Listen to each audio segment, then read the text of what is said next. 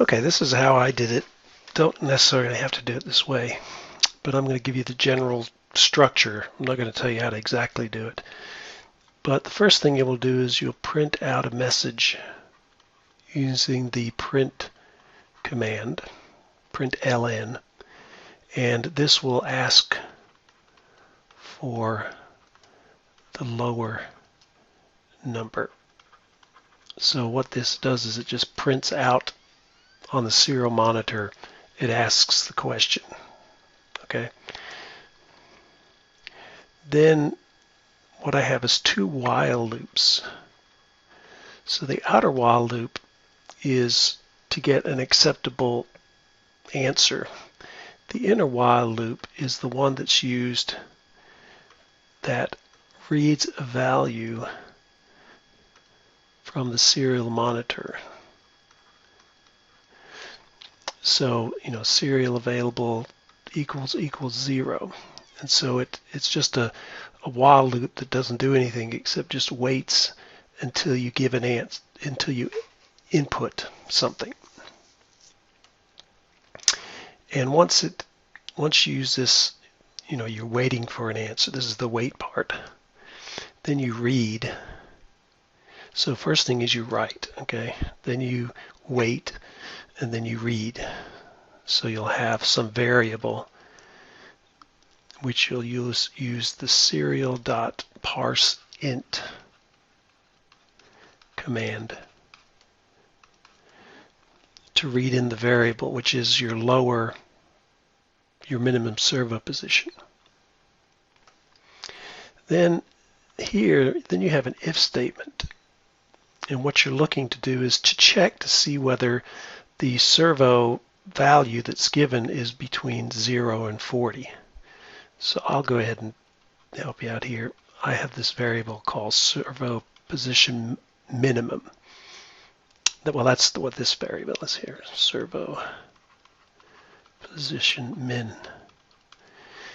And if that's less than 0 or it's greater than 40, which means it's outside of the limits that I set, what that does is it prints out a message that says you've made a mistake here. Okay, so there'll be a print ln command, serial print command, which says error. Okay, so it says if you put in -10, it would say your number is wrong. Your number is outside the limit, something like that.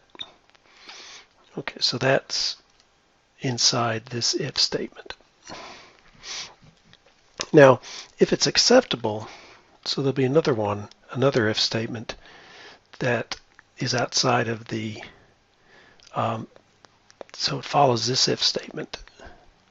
And it basically says if the servo position is greater than or equal to 0 and, so little ampersands, servo position min is less than or equal to 40, which means that it's within the limits.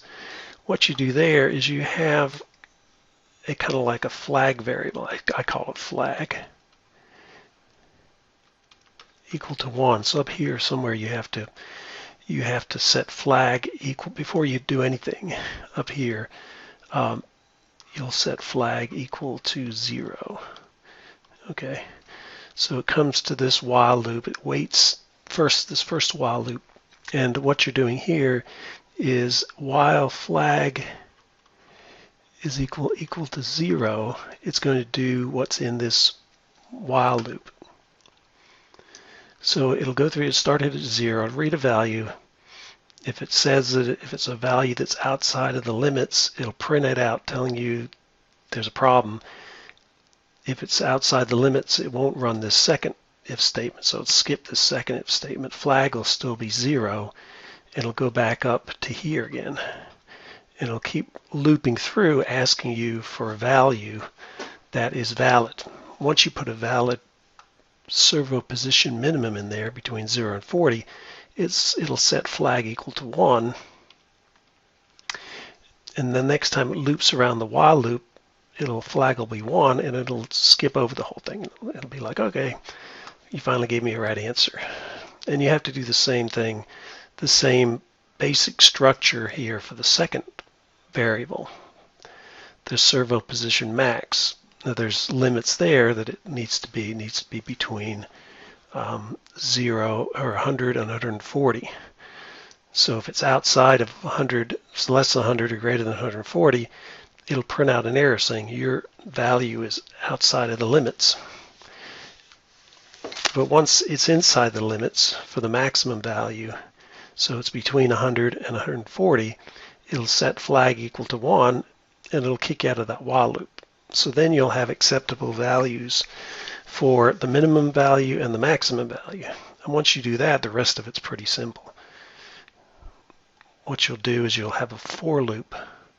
So once you've got acceptable values, you'll have a for loop which goes in increments of 1 from 1 to 50, because I asked you to break it up into 50 equal movements.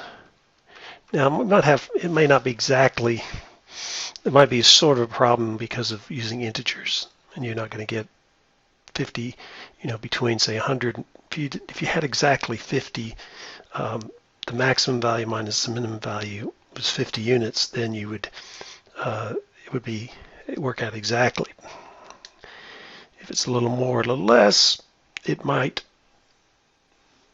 one of the times it may move 0 instead of 1, but it'll still work out. It'll be smooth enough. So what you'll have is you'll have some kind of this variable, which I call delta servo, and that's just the increment in servo position.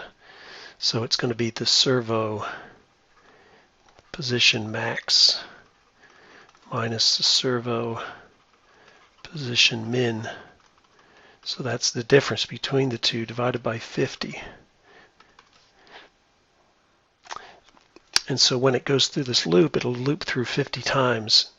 And each time you will write to the servo, my servo dot write servo position.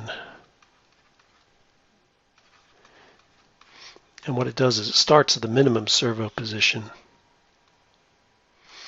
and then you would increment each time. You'd say my servo position equals the old servo position, previous servo position, plus this delta servo.